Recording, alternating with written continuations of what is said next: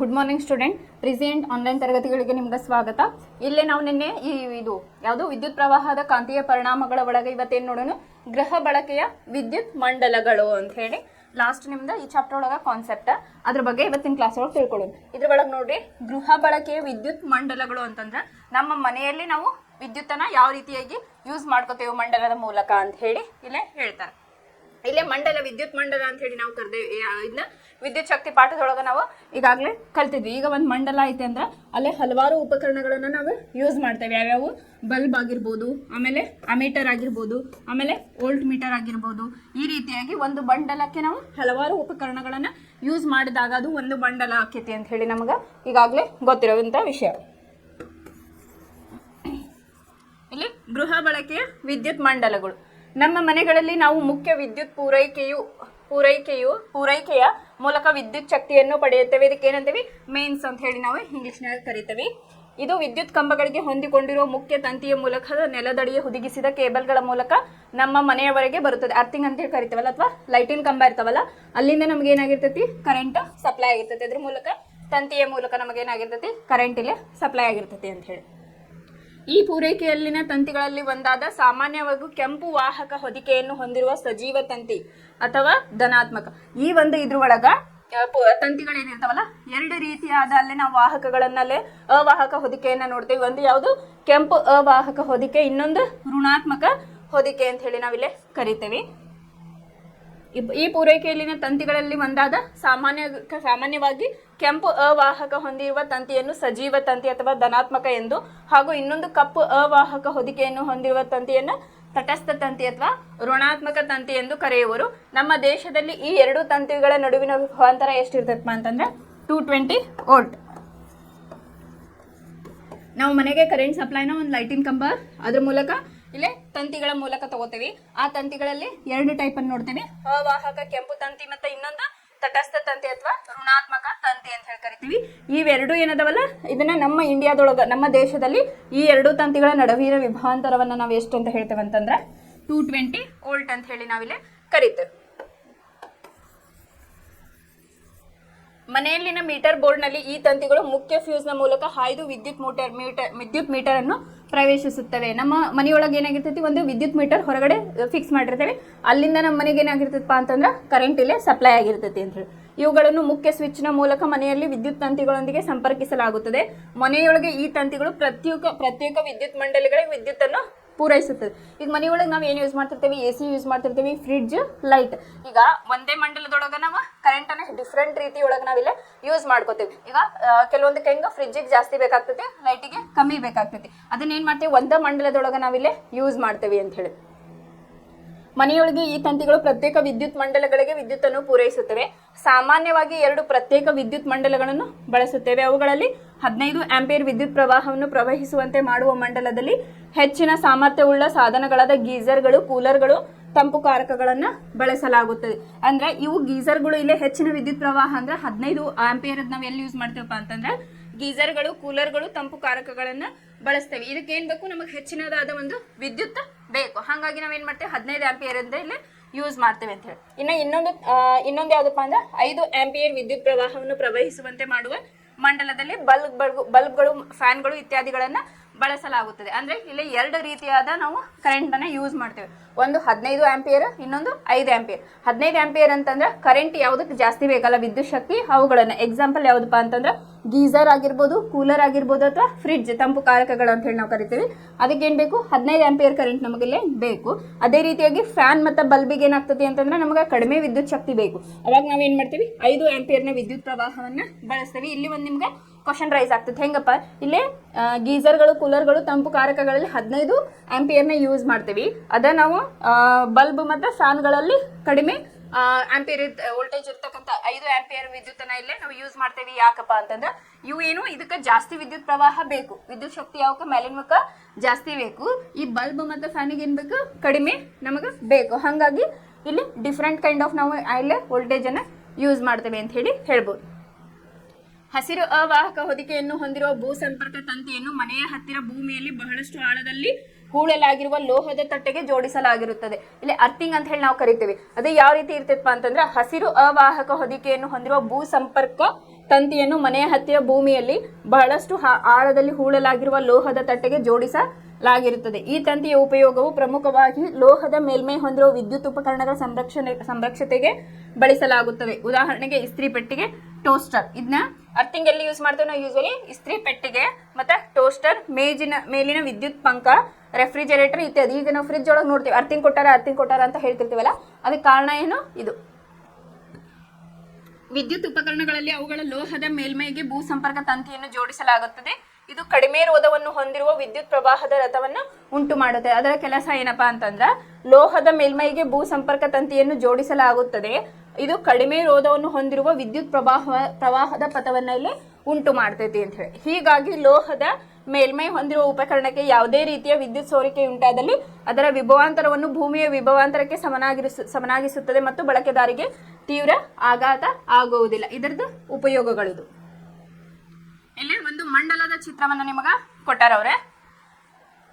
ಇದು ಅರ್ಥಿಂಗ್, ಭೂ ಸಂಪರ್ಕ ಅಂತ ಹೇಳ್ತೀವಿ. ಇದೆ ಸಜೀವ ತಂತಿ ಅಂತಂದ್ರೆ ಧನಾತ್ಮಕ ತಂತಿ ಅಂತ ಹೇಳಿ. ಆಮೇಲೆ ತಟಸ್ಥ ತಂತಿ ಅಂತಂದ್ರೆ ಇದು ಋಣಾತ್ಮಕ ತಂತಿ ಅಂತ ಹೇಳಿ ನಾವು ಇಲ್ಲಿ ಕರಿತೀವಿ. ಆಮೇಲೆ ವಿದ್ಯುತ್ ಪೂರ್ಣ ಫ್ಯೂಸ್, ನಾವು ಮನೆಯ ಹೊರಗಡೆ ಹಾಕಿರ್ತೇವಲ್ಲ, ಅದು ವಿದ್ಯುತ್ ಪೂರ್ಣ ಫ್ಯೂಸ್. ಈಗ ಆಘಾತದ ಏನಾರ ಬೆಂಕಿ ಸಂಭವಿಸ್ತಾ ಅಥವಾ ಶಾಕ್ ಹೊಡೆಯಕತ್ತು ಏನೋ ಒಂದು ಪ್ರಾಬ್ಲಮ್ ಆತಂದ್ರೆ ನಾವ್ ಏನ್ ಮಾಡ್ತೀವಿ, ಈ ಮೇನ್ ಬೋರ್ಡ್ ವಿದ್ಯುತ್ ಬೋರ್ಡ್ ಏನಿರ್ತಾವ ಆ ಫ್ಯೂಸ್ ನ ಹೋಗಿ ತೆಗಿತಾರ. ಅವಾಗ ಏನಾಗ್ತೈತಿ, ಅವಘಡ ಸಂಭವನೆ ಆಗೋದಿಲ್ಲ, ಕಡಿಮೆ ಆಗ್ತೈತಿ. ಆಮೇಲೆ ವಿದ್ಯುತ್ ಮೀಟರ್ ಪ್ರತಿಯೊಂದು ಮಂಡಲಕ್ಕೆ ಫ್ಯೂಸ್ ಗಳನ್ನು ಮತ್ತು ಮುಖ್ಯ ಸ್ವಿಚ್ ಗಳನ್ನು ಹೊಂದಿರುವ ವಿದ್ಯುತ್ ಪೆಟ್ಟಿಗೆ ಅಂತ ಹೇಳಿ. ಈಗ ಒಂದು ಸ್ವಿಚ್ ಬೋರ್ಡ್ ಇತ್ತಂದ್ರೆ ಏನಾಗಿರ್ತೈತಿ, ಅಲ್ಲೇ ಕೆಲವೊಂದಿಷ್ಟು ಬಟನ್ಸ್ ಗಳು ಇರ್ತಾವ ಈ ರೀತಿಯಾಗಿ. ಅದೇ ಹೆಂಗಂದ್ರೆ ಒಂದು ನಾವು ಲೈಟಿಗೆ ಯೂಸ್ ಮಾಡಿದ್ರೆ, ಒಂದು ಫ್ಯಾನ್, ಇನ್ನೊಂದು ಫ್ರಿಜ್. ಈ ರೀತಿಯಾಗಿ ಅದರ ಒಂದು ವಿದ್ಯುತ್ ಮಂಡಲದಲ್ಲಿ ಹಲವಾರು ರೀತಿಯ ನಾವು ಕರೆಂಟ್ ಗಳನ್ನ ಇಲ್ಲಿ ಯೂಸ್ ಮಾಡ್ಕೋಬಹುದು ಅಂತ ಹೇಳಿ. ಆಮೇಲೆ ನಾ ಹೇಳಿದೆ ಈ ಕೆಂಪು ತಂತಿ ಮತ್ತೆ ಇನ್ನೊಂದು ಯಾವುದು ತಟಸ್ಥ ತಂತಿ ಒಳಗೆ ನಾವಿಲ್ಲಿ ಸಜೀವ ತಂತಿ ಮತ್ತೆ ತಟಸ್ಥ ತಂತಿ ಒಳಗೆ ವಿಭವಾಂತರ ಎಷ್ಟು ಇರ್ಬೇಕಂತ ಹೇಳಿದ್ರು, 220 ವೋಲ್ಟ್ ಇರ್ಬೇಕಂತ ಹೇಳಿದ್ರು. ಅದನ್ನ ಇಲ್ಲಿ ಏನ್ ಮಾಡಿದಾರೆ, 220 ವೋಲ್ಟ್ ಅನ್ನ ಇಲ್ಲೇ ಮಾಡಿದ್ದಾರೆ. ಇದು ಒಂದು ಸಿಂಪಲ್ ಆದಂತಹ ಸಾಮಾನ್ಯವಾಗಿ ಬಳಸುವ ಗೃಹ ಬಳಕೆಯ ವಿದ್ಯುತ್ ಮಂಡಲದ ಒಂದು ರೇಖಾಚಿತ್ರ ಅಂತ ಹೇಳಿ ನಾವಿಲ್ಲೇ ತಗೋಬಹುದು.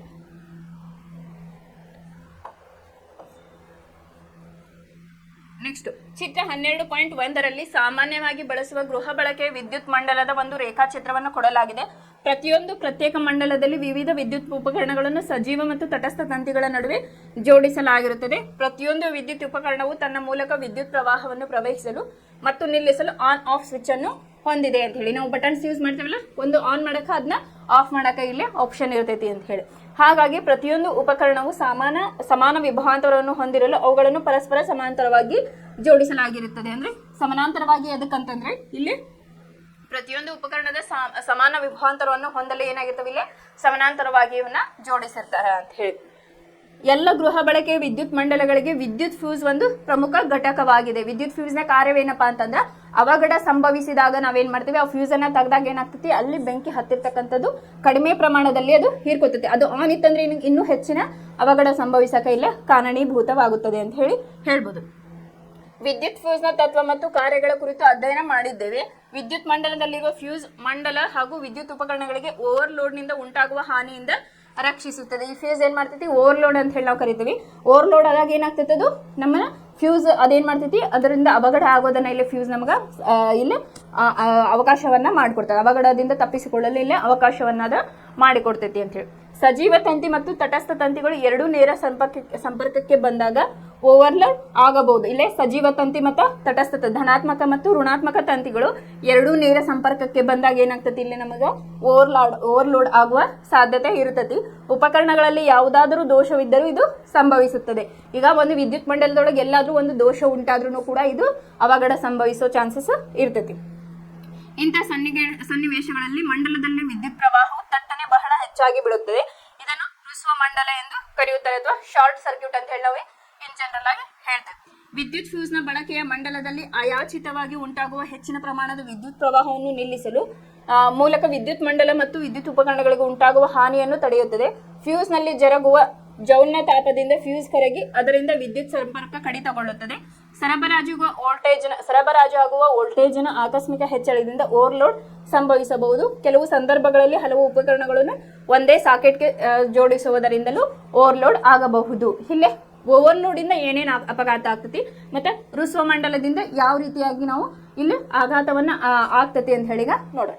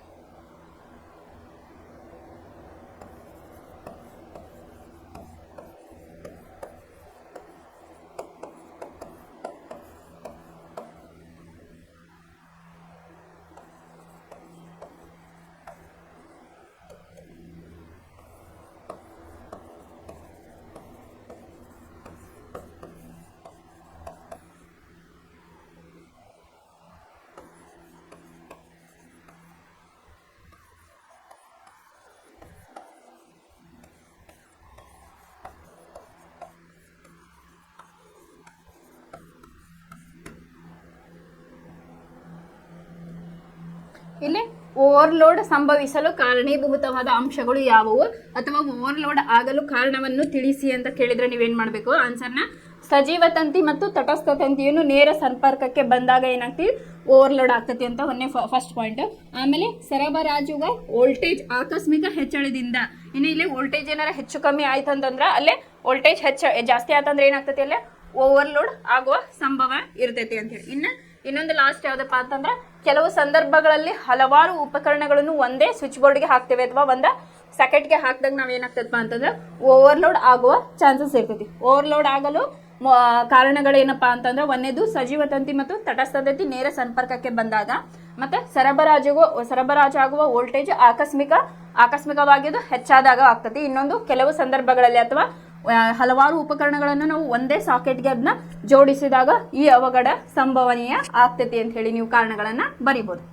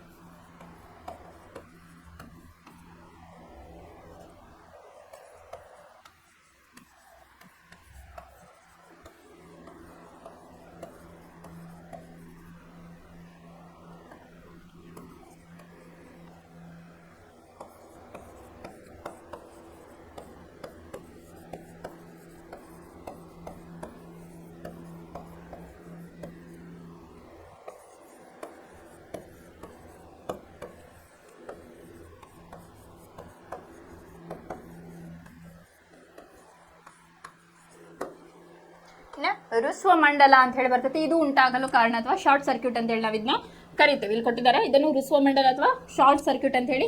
ಇದು ನಾವು ಹೇಳ್ತೇವೆ ಶಾರ್ಟ್ ಸರ್ಕ್ಯೂಟ್ ಆಗೆಲ್ಲ ಬೆಂಕಿ ಹತ್ಕೋತು ಅಂತ ಹೇಳಿ. ಅದು ಆಗಕ್ಕೆ ಕಾರಣ ಏನಪ್ಪಾ ಅಂತಂದ್ರೆ ತಂತಿಗಳ ಮೇಲೆ ಆವಾಹಕ ಹೊದಿಕೆ ಏನಿರುತ್ತಲ್ಲ ಅದು ಹಾಳಾದಾಗ ಅಥವಾ ಹಾನಿಯೊಳಗಾದಾಗ ಅದೇನಾಗ್ತತಿ ಇಲ್ಲೇ ಋಸ್ವ ಮಂಡಲ ಅಥವಾ ಶಾರ್ಟ್ ಸರ್ಕ್ಯೂಟ್ ಆಗ್ತತಿ. ಅದನ್ನ ಏನ್ ಬರ್ದೇವಿ ತಂತಿಗಳ ಮೇಲೆ ಅವಾಹಕ ಹೊದಿಕೆ ಹಾನಿಗೊಳಗಾದ ಅಥವಾ ವಿದ್ಯುತ್ ಉಪಕರಣಗಳಲ್ಲಿ ಯಾವುದಾದರೂ ಒಂದು ದೋಷವಿದ್ದರೆ ಇದು ಏನಾಗ್ತತಿ ಸಂಭವಿಸುತ್ತದೆ ಅಂತ ಹೇಳಿ ಕಾರಣ ಬರೀಬೇಕು. ಈಗ ನಾವು ವೈರ್ ತಗೊಂಡಿರ್ತೀವಲ್ಲ ಕಾಪರ್ ವೈರ್, ಅದ್ರ ಮೇಲೆ ಒಂದು ಅವಾಹಕ ಲೇಯರ್ ಅಂತ ಹೇಳಿ ಇರ್ತೈತಿ. ಅದು ಏನಾರ ಹಾಳಾತಪ್ಪ ಅಂತಂದ್ರೆ ಇಲ್ಲಿ ಏನಾಗ್ತತಿ ಶಾರ್ಟ್ ಸರ್ಕ್ಯೂಟ್ ಆಗೋ ಚಾನ್ಸಸ್ ಇರ್ತೈತಿ. ಇಲ್ಲೇ ನಿಮಗ ಕೇಳೋ ಕ್ವಶನ್ ಯಾವುದು ಇಲ್ಲ ಋಸ್ವ ಮಂಡಲ ಹೇಗೆ ಉಂಟಾಗುತ್ತದೆ ಅಂತ ಹೇಳಿ ಕೇಳ್ತಾರ. ಇನ್ನೊಂದು ಓವರ್ಲೋಡ್ ಆಗಲು ಕಾರಣಗಳನ್ನ ತಿಳಿಸಿ ಅಂತ ಹೇಳಿ ಹೇಳ್ತಾರ. ಇದಿಷ್ಟು ಏನಪ್ಪಾ ಅಂತಂದ್ರ ನಿಮಗ ಗೃಹ ಬಳಕೆಯ ವಿದ್ಯುತ್ ಮಂಡಲಗಳೊಳಗೆ ಇದ್ರೊಳಗ ಫಸ್ಟ್ ನಾವೇನಾಗಿರ್ತೀವಿ ಇಲ್ಲೇ ಅರ್ಥಿಂಗ್ ಅಂತ ಹೇಳಿ ನಾವು ಕರಿತೀವಿ. ಆಮೇಲೆ ಇಲ್ಲೇ ಒಂದು ವಿದ್ಯುತ್ ಪೂರೈಕೆ ಆದ ತಂತಿಗಳಲ್ಲಿ ಎರಡು ರೀತಿಯ ತಂತಿಗಳನ್ನ ನಾವು ನೋಡ್ತೀವಿ. ಯಾವ್ದಾವ್ದು ಸಜೀವ ತಂತಿ ಮತ್ತು ಇನ್ನೊಂದು ತಟಸ್ಥ ತಂತಿ ಅಂತ ಹೇಳಿ. ತಟಸ್ಥ ತಂತಿ ಋಣಾತ್ಮಕ, ಆಮೇಲೆ ಸಜೀವ ತಂತಿ ಧನಾತ್ಮಕ ಅಂತ ಹೇಳಿ. ಇಲ್ಲಿ ಎರಡು ರೀತಿಯಾದ ವೋಲ್ಟೇಜ್ ಕರೆಂಟ್ ಅನ್ನ ನಾವು ಯೂಸ್ ಮಾಡ್ತೀವಿ. 15 ಆಂಪಿಯರ್ ಮತ್ತು 5 ಆಂಪಿಯರ್. 15 ಆಂಪಿಯರ್ ಹೆಚ್ಚಿಗೆ ಬೇಕಾದಂತಹ ವೋಲ್ಟೇಜ್ ಉಪಕರಣಗಳಿಗೆ ನಾವು ಅದನ್ನ ಯೂಸ್ ಮಾಡ್ತೇವೆ. ಎಕ್ಸಾಂಪಲ್ ಯಾವುದು ಗೀಸರ್ಗಳು, ಕೂಲರ್ಗಳು ಮತ್ತು ತಂಪು ಕಾರಕಗಳು ಅಂತ ಹೇಳ್ಬೋದು. ಇನ್ನು 5 ಆಂಪಿಯರ್ ಅಂತಂದ್ರೆ ಬಲ್ಬ್ ಆಗಿರ್ಬೋದು, ಫ್ಯಾನ್ ಆಗಿರ್ಬೋದು, ಇದನ್ನ ಯೂಸ್ ಮಾಡ್ತೀವಿ. ಆಮೇಲೆ ಇನ್ನು ನೆಕ್ಸ್ಟ್ ಯಾವುದು ಋಸ್ವ ಮಂಡಲ ಮತ್ತು ಇನ್ನೊಂದು ಯಾವುದು ಓವರ್ಲೋಡ್. ಇದ್ರ ಬಗ್ಗೆ ನಿಮಗೆ ಕ್ವಶನ್ಸ್ಗಳಿಲ್ಲೇ ಬರ್ತಾವೆ. ಇಲ್ಲಿಗೆ ಇದು ವಿದ್ಯುತ್ ಕಾಂತೀಯ ಪರಿಣಾಮಗಳು, ವಿದ್ಯುತ್ ಶಕ್ತಿಯ ಕಾಂತೀಯ ಪರಿಣಾಮಗಳು ಚಾಪ್ಟರ್ ಮುಗಿತು. ಇಲ್ಲಿವರೆಗೂ ನಾವು ಏನೇನು ಕಲಿತ್ವಿ ಅಂತ ಹೇಳಿ ಒಂದು ಸ್ವಲ್ಪ ಗ್ಲಾನ್ಸ್ ಮಾಡು. ದಿಕ್ಸೂಚಿಯ ಒಂದು ಸಣ್ಣ ಕಾಂತವಾಗಿದೆ. ಉತ್ತರದ ಕಡೆ ಸೂಚಿಸುವ ಇದರ ಒಂದು ತುದಿಯನ್ನು ಉತ್ತರ ಧ್ರುವ ಎಂದು, ದಕ್ಷಿಣ ಕಡೆ ಸೂಚಿಸುವ ತುದಿಯನ್ನು ದಕ್ಷಿಣ ಧ್ರುವ ಎಂದು ಕರೆಯುತ್ತೇವೆ ಅಂತ ಹೇಳಿ ಇದನ್ನ ಫಸ್ಟ್ ಕ್ಲಾಸ್ ಒಳಗೆ ನೋಡಿದ್ವಿ. ಇಲ್ಲೇ ಒಂದು ಕಾಂತವನ್ನ ನಾವು ತೆಗೆದುಕೊಂಡಾಗ ಇದು ಉತ್ತರ ಧ್ರುವ, ಇದು ದಕ್ಷಿಣ ಧ್ರುವ ಅಂತ ಹೇಳಿ ನಾವು ಕರಿತೇವೆ ಅಂತ ಹೇಳಿ ಫಸ್ಟ್ ಕ್ಲಾಸ್ ಒಳಗೆ ಕಲ್ತಿದ್ವಿ. ಇನ್ನ ಕಾಂತದ ಸುತ್ತಲಿನ ಪ್ರದೇಶದಲ್ಲಿ ಕಾಂತೀಯ ಕ್ಷೇತ್ರವಿದ್ದು ಇದರಲ್ಲಿ ಕಾಂತದ ಬಲವನ್ನು ಪತ್ತೆ ಮಾಡಬಹುದು ಅಥವಾ ಕಾಂತೀಯ ಬಲರೇಖೆಗಳು ಅಂತ ಹೇಳಿ ನಾವು ನೋಡಿದ್ವಿ. ಯಾವ ರೀತಿಯಾಗಿ ಹಿಂಗ, ಆಮೇಲೆ ಹಿಂಗ ಈ ರೀತಿಯಾಗಿ, ಆಮೇಲೆ ಇಲ್ಲೇ ನಡುವೆ ಏನಾಗಿರ್ತಾವ ಸಮಾನಾಂತರವಾಗಿರ್ತಾವ ಅಂತ ಹೇಳಿ ನಾವು ಕಲಿತ್ವಿ. ಕಾಂತೀಯ ಬಲರೇಖೆಗಳನ್ನು ಕಾಂತಕ್ಷೇತ್ರವನ್ನು ಪ್ರತಿನಿಧಿಸಲು ಬಳಸುವರು. ಕಾಂತೀಯ ಬಲರೇಖೆ ಒಂದು ಪಥವಾಗಿದ್ದು ಅದರ ಜೊತೆಗೆ ಕಾಲ್ಪನಿಕ ಮುಕ್ತ ಉತ್ತರ ಧ್ರುವವು ಚಲಿಸಬಹುದು. ಕಾಂತಕ್ಷೇತ್ರವು ಯಾವುದೇ ಬಿಂದುವಿನ ದಿಕ್ಕು ಆ ಬಿಂದುವಿನಲ್ಲಿ ಇರಿಸಲಾದ ಉತ್ತರ ಧ್ರುವವು ತೆಗೆದುಕೊಳ್ಳುವ ನಿರ್ದೇಶನದಿಂದ ನೀಡಲಾಗುತ್ತದೆ. ಕಾಂತಕ್ಷೇತ್ರದ ಪ್ರಬಲತೆಯು ಹೆಚ್ಚಾದಲ್ಲಿ ಕಾಂತೀಯ ಬಲರೇಖೆಗಳು ಹತ್ತಿರವಾಗುವಂತೆ ತೋರಿಸುತ್ತವೆ ಅಂತ ಹೇಳಿ. ಇದನ್ನ ಕಾಂತೀಯ ಬಲರೇಖೆಗಳೊಳಗೂ ನಾವು ಕಲ್ತಿದ್ವಿ. ಹೆಂಗಂತಂದ್ರೆ ಇಲ್ಲೇ ಕಾಂತೀಯ ಬಲರೇಖೆಗಳು ಉತ್ತರದಲ್ಲಿ ಉತ್ಸರ್ಜಿಸಿ ದಕ್ಷಿಣದಲ್ಲಿ ವಿಲೀನಗೊಳ್ತಾವು ಅಂತ ಹೇಳಿ ನಾವು ಕಲ್ತಿದ್ವಿ. ವಿದ್ಯುತ್ ಪ್ರವಹಿಸುತ್ತಿರುವ ಲೋಹದ ತಂತಿಯು ತನ್ನೊಂದಿಗೆ ಕಾಂತಕ್ಷೇತ್ರವನ್ನು ಹೊಂದಿರುತ್ತದೆ. ತಂತಿಯ ಸುತ್ತಲೂ ಕಾಂತೀಯ ಬಲರೇಖೆಗಳು ಏಕಕೇಂದ್ರೀಯ ವೃತ್ತಗಳ ಸರಣಿಯಲ್ಲಿ ಒಳಗೊಂಡಿದ್ದು ಇವುಗಳ ದಿಕ್ಕನ್ನು ಬಲಗೈ ಹೆಬ್ಬೆರಳ ನಿಯಮದಿಂದ ನಾವು ಕಲಿತ್ವಿ. ಬಲಗೈ ಹೆಬ್ಬೆರಳನ ಮ್ಯಾಕ್ಸ್ವೆಲ್ನ ಬಲಗೈ ಹೆಬ್ಬೆರಳ ನಿಯಮವನ್ನ ಕಲಿತ್ವಿ. ಎಕ್ಸಾಂಪಲ್ ಹೆಂಗ್ ತಗೊಂಡ್ವಿ, ಒಂದು ಮೊಡೆಯನ್ನ ಸ್ಕ್ರೀವ್ಗೆ ಇಟ್ಟಾಗ ಅದನ್ನ ಹೆಂಗ ಇದು ವಿದ್ಯುತ್ ಪ್ರವಾಹವನ್ನ ತೋರಿಸ್ತತಿ. ಈ ಮಡಚಿದ ಬೆರಳುಗಳು ಏನಾಗ್ತಿರ್ತಾವು, ಕಾಂತೀಯ ಬಲರೇಖೆಗಳನ್ನ ಕಾಂತೀಯ ಬಲವನ್ನ ತೋರಿಸ್ತಾವು ಅಂತ ಹೇಳಿ ನಾವು ಕಲ್ತಿದ್ವಿ. ಅದನ್ನ ಬಲಗೈ ಹೆಬ್ಬೆರಳ ನಿಯಮದಲ್ಲಿ ನಾವು ಕಲ್ತಿದ್ವಿ. ವಾಹಕದ ಮೂಲಕ ಹರಿಯುವ ವಿದ್ಯುತ್ ಪ್ರವಾಹದಿಂದ ವಾಹಕದ ಸುತ್ತಲಿನ ಕಾಂತಕ್ಷೇತ್ರದ ಮಾದರಿಯು ವಾಹಕದ ಆಕಾರವನ್ನು ಅವಲಂಬಿಸುತ್ತಿರುತ್ತದೆ. ವಿದ್ಯುತ್ ಪ್ರವಹಿಸುತ್ತಿರುವ ಸೊಲನಾಯ್ಡ್ನಲ್ಲಿ ಕಾಂತಕ್ಷೇತ್ರವು ದಂಡಕಾಂತದಲ್ಲಿನ ಕಾಂತಕ್ಷೇತ್ರದಂತೆಯೇ ಇರುತ್ತದೆ. ಇಲ್ಲಿ ಸೊಲನಾಯ್ಡ್ ಅಂದ್ರೆ ಹೇಳಿ ನಾವು ಓದಿದ್ವಿ, ಒಂದು ಸಿಲಿಂಡರಿನ ಆಕಾರದ ಒಂದು ಕಾಂತ. ಅದನ್ನ ಎದಕ್ಕೆ ಏನ್ ಮಾಡಿರ್ತಾರೆ, ಕಾಪರ್ ವೈರ್ನ ಈ ರೀತಿಯಾಗಿ ಜೋಡಣೆಯನ್ನ ಮಾಡಿರ್ತಾರೆ. ಇಲ್ಲಿ ಹಾಲೋ ಸ್ಟ್ರಕ್ಚರ್ ಅಥವಾ ಅದು ಟೊಳ್ಳಾಗಿರ್ತೈತಿ. ಅಲ್ಲಿ ಏನ್ ಮಾಡಿರ್ತೇವೆ ನಾವು, ಮೃದು ಕಬ್ಬಿಣವನ್ನ ಅಲ್ಲಿ ಇರಿಸಿ ಏನಾಗ್ತೈತಿ, ಕಾಂತೀಯ ಪರಿಣಾಮವನ್ನ ನಾವಲ್ಲಿ ಅಥವಾ ಕಾಂತೀಯ ಬಲವನ್ನ ಅಲ್ಲಿ ಆಗ್ತೈತಿ ಅಂತ ಹೇಳಿ ನಾವು ನೋಡಿದ್ವಿ. ಆಮೇಲೆ ಅದರ ಉಪಯೋಗಗಳನ್ನು ನಾವು ನೋಡಿದ್ವಿ, ಯಾವ ರೀತಿ ಅದರ ಕಾರ್ಯ ಆಗಿರ್ಬೋದು, ಅದರ ಉಪಯೋಗಗಳನ್ನು ಕೂಡ ನಾವು ಕಲ್ತಿದ್ವಿ.